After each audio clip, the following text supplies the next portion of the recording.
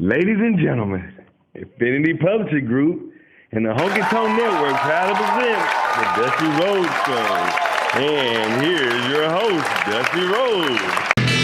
If you're looking for that rock and roll roar, well, you better just look again.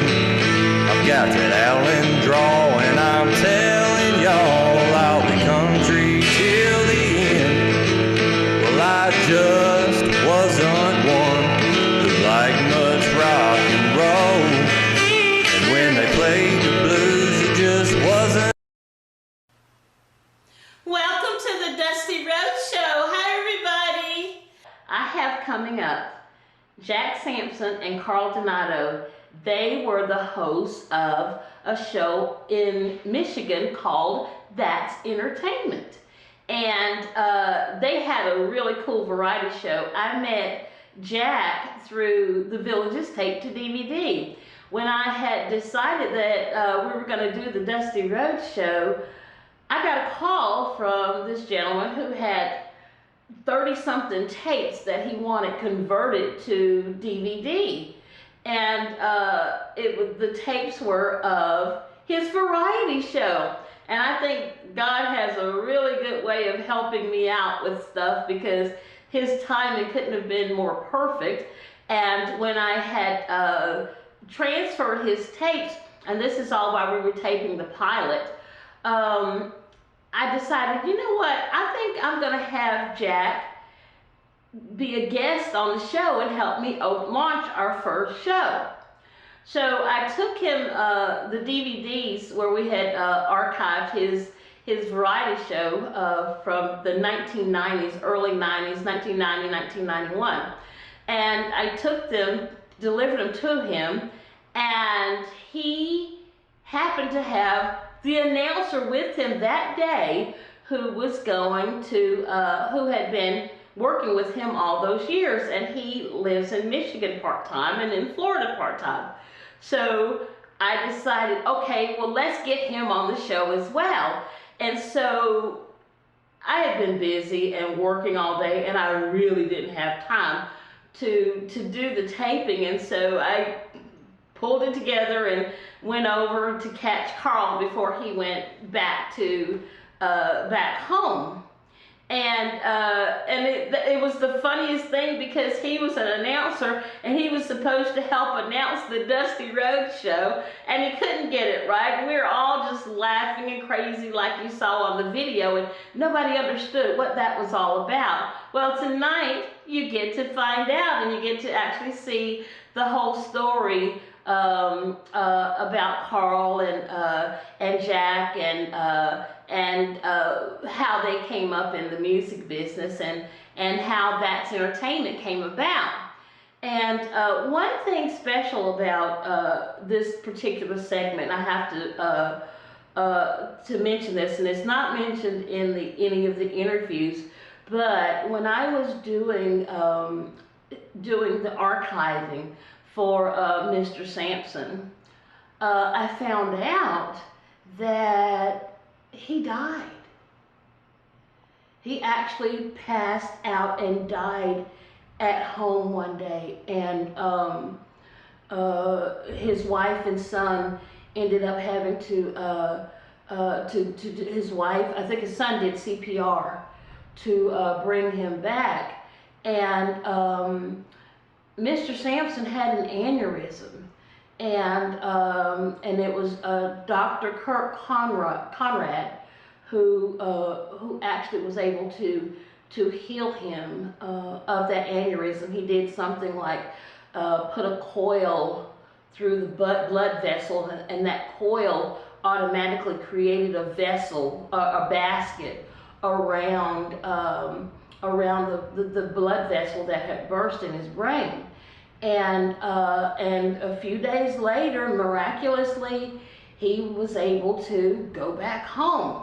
And I'm taping, preparing the show, and I decided, let me just go back and review some of those DVDs, because once I had decided he was going to be on the show, I made copies for myself so that I could, watch them more closely than when we did the transfer. And I was thinking, poor Mr. Sampson, he is so accident prone.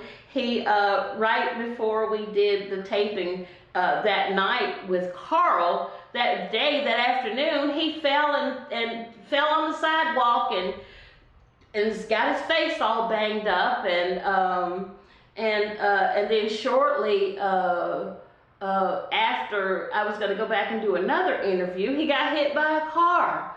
So I have to say that he is either the most unlucky man in the world or the luckiest man in the world, because he is still living and he is doing fine, and you get to see him and his wonderful, wonderful personality.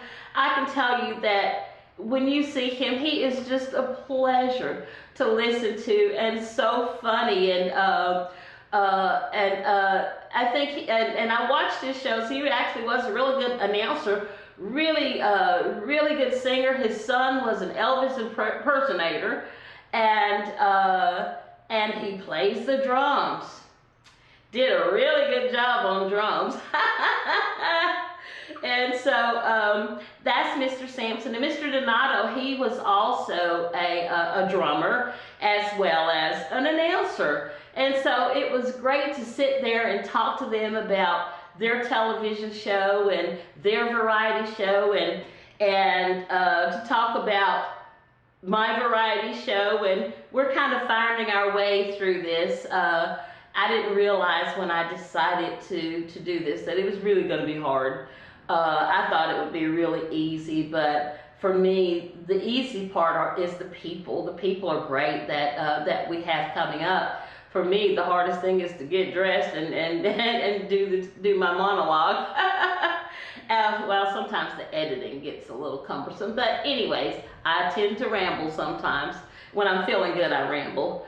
Also coming up, we have a young gentleman who came to Affinity Publishing Group right out of college, and he studied broadcasting. He graduated from Missouri State, and his name is Brian Tooney, and he studied broadcast and communication, and to me, the best singer I've ever heard. When you are a publisher and you have musicians coming in and songwriters, and some are really good and they're really, really great songs, but Brian Tooney is a phenomenal songwriter, and he has so much soul in his voice, in his piano playing. There's a whole bunch of stuff coming up. We are working frantically to get everything up and running so that you can really have a great experience on the Honky Tonk Network. And so we are excited that you're here. We have an action-packed show, and I hope you watch it. And welcome to the Dusty Road Show, everybody. Let's have some fun.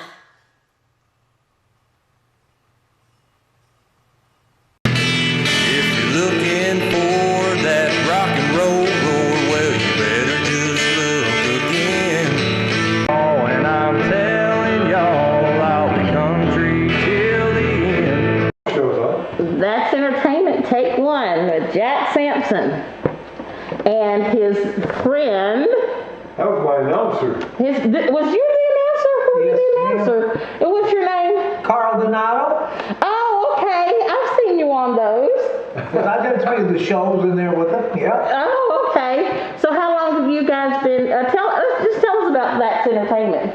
That's Entertainment got started probably in the 80s, middle 80s I think, and it was a group of people from a cable station that United Artists came in and built a sound studio for them, beautiful, and they didn't have anybody to do anything, so somebody asked me, my son actually asked me, Dad, you want to do something fun? I said, sure.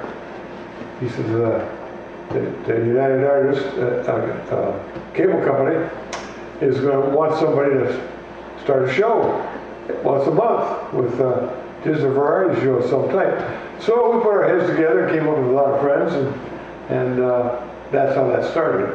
It grew into be a very very large show that everybody loved. We had some important people on it, and a lot of people that started on there went on to do bigger and better things. So that's what it was all about. Tell me about when you started with working with Jack. Well, I started working with Jack Sampson back almost 30 years ago. We worked together, so he's pretty on time and retiring as well. I've been in music pretty much all my life. He went into work at General Motors. I played about 5 different bands at the time before I came in. What band? What started off was the Royal Continentals was one, the first one. The second was called the XLs. The last one was called the Mark V. And then many other musicians that I played with, which we did many shows with. Motown was starting that time in Detroit and really hitting big. Barry Gordy taking over, the Four Tops, the Supremes, and the rest of the groups coming up at that time. And from that time on, in the 60s, I think, was the best year that the music explosion started. And we came in, like I say, the Beatles and other bands as time went by. But I think our era at that time, we are really the heart of rock and roll and music today from that era, the 60s. Wow. Didn't I hear you tell us a story about Stevie Wonder? There used to be a place called the Wall Lake Casino. It was a place for all your disc jockeys at that time. It was WXYZ TV in Detroit. A guy by the name of the disc jockey was Lee Allen. They called him Lee Allen on the horn. And he had dances out there every weekend, the Wall Lake Casino. They brought all the big, Chuck Berry, you name it, Stevie Wonder. That night with Stevie Wonder, I was out in the crowd. I was a spectator, not a performer. And I was walking around and next to another person, and I seen, looked like someone walking was lost. And I looked up and I seen, I looked security guards over, and I thought, what's going on here? And I looked up, it was Stevie Wonder. And I started to go to try to guide him back, and before I knew it, I seen 2 bodyguards, and I thought I just better keep my mouth shut and let them take care of the business.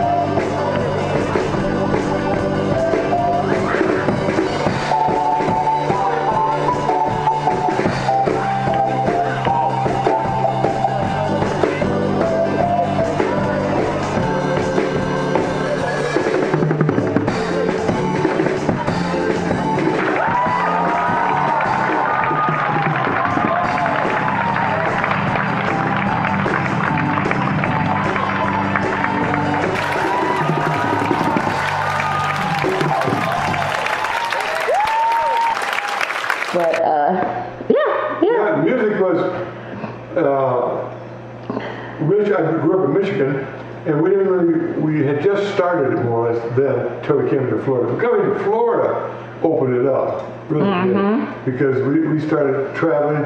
I mean, I played all over Florida, and we went to Hawaii, and we met Mr. Al Harrington, who was used to be in the Hawaii 5-0.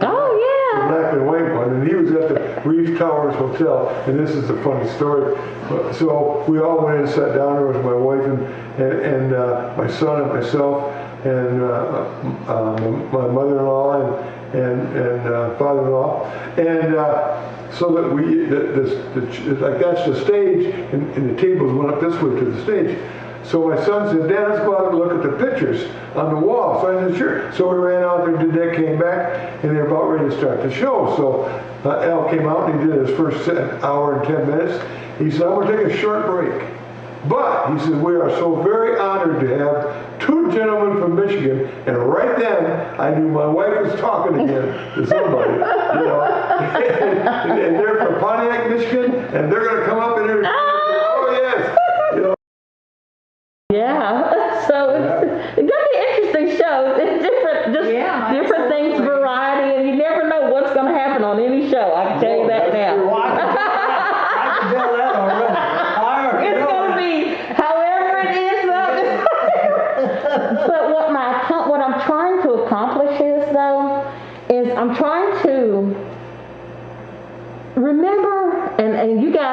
appreciate this. When you used to go to visit your Aunt Sylvia and your Uncle Jack on Sunday when you were a kid, or the family would get together after church, and it would be, as kids, you don't want to go outside and play, but it would be so boring. Right. They would be in there watching maybe the Gaither Gospel Hour or something like that, and want to, and just be bored on Sunday afternoon.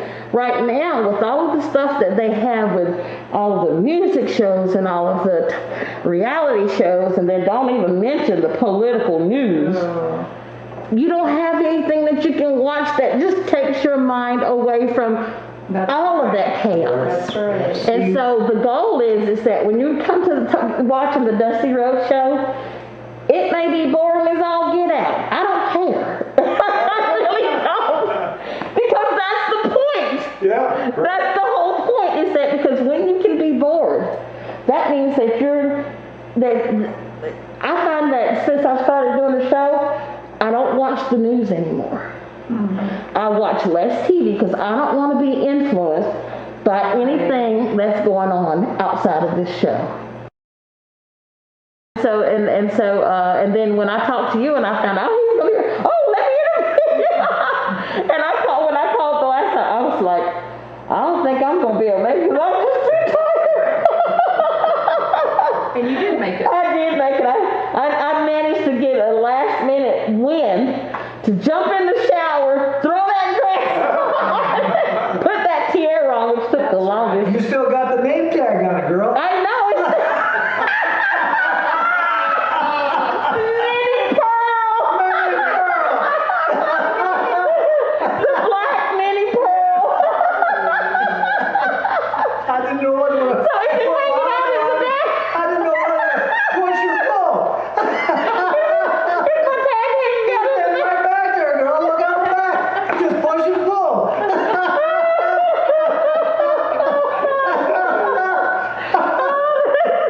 You kept asking me a name. I kept looking at the name tag.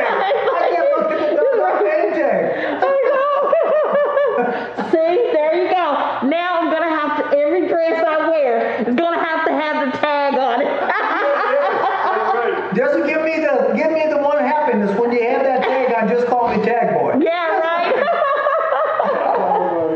That is so funny. But anyway. Do you have reels of 8mm, 16mm, VHS, VHS-C, or mini DV gathering dust in some long forgotten place? The memories on this film will deteriorate over time and even be lost if you do not act to preserve these precious scenes of the past. It has been shown that videotape begins to fade rapidly after 10 to 12 years.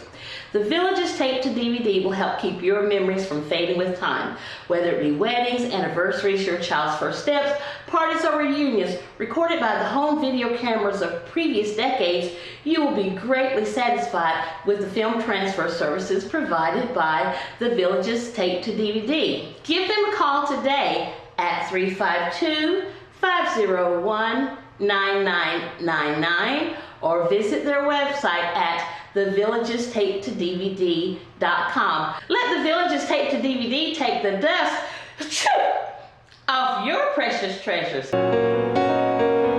Let me speak to the soul of a woman, and let it be on behalf of a man. So, Brian, Yes. how was your first day at recording? It was a little shaky at first. I was a little nervous, had to go run around the block.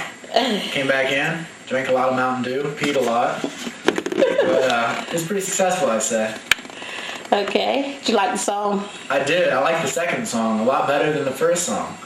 First song was a little wordy. Yeah. And so what'd you feel about the second song? I think that the second song is going to give me that new M3 I've been looking for. Okay. Well, basically what we need to do is we need to get this song out there so we can get some money coming in from it, and Angela wants to sign me, and we'll go from there and make lots of money and lots of hit songs and live happily ever after. Okay. You think the song that you just recorded is a hit song? Yeah, I think it's really good. think, I mean, I'm not on Music Row, so I couldn't say with a surety that it's a hit song, but I think it's got as good a chance as any to be there.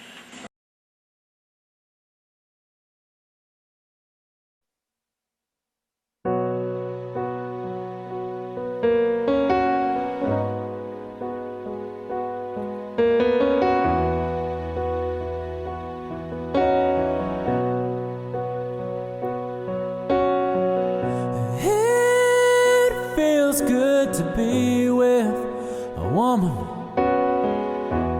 and not another girl.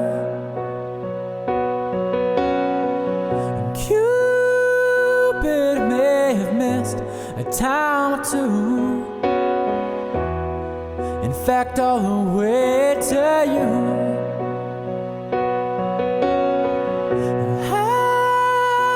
Finally got something so right. Sometimes the wrong can feel the same. You tore my walls crumbling down to the rubber where it lays. Let me speak to the soul of a woman, and let it be on behalf of a man. And let me speak to the soul of a woman, and let it be on behalf of this man.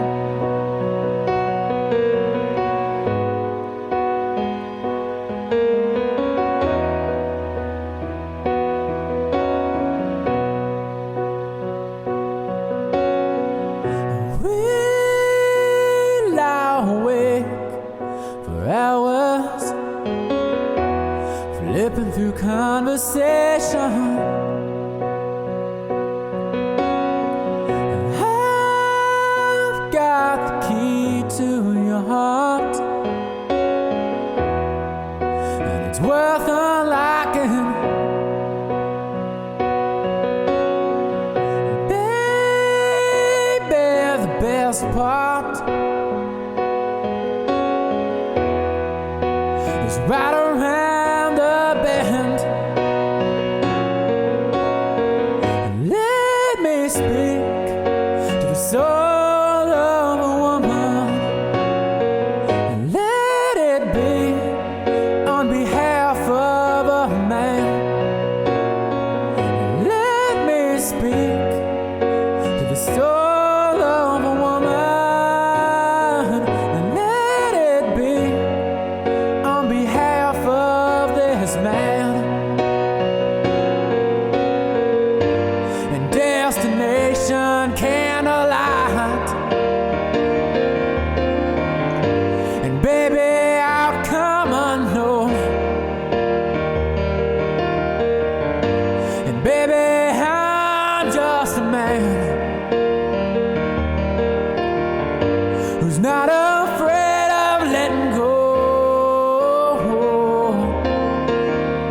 So let me speak to the soul of your woman, and let it be on behalf of this man. And let me speak to the soul of your woman,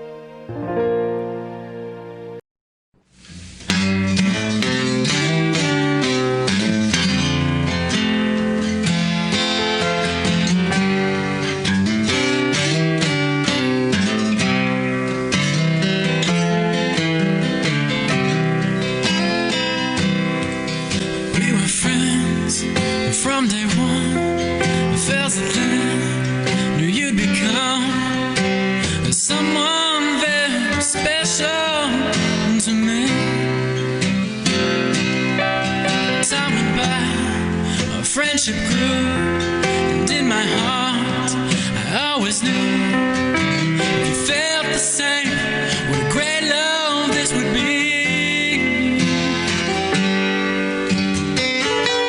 But I never tell you that I love you.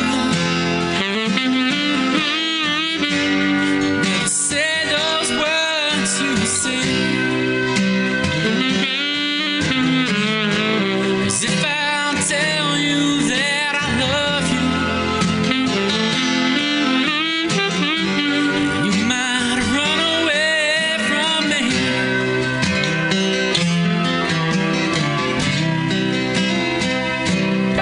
'Cause in love isn't right, I still have fun every night. I dream of you lying here with me. You hold me tight, I hear you say that you never go away.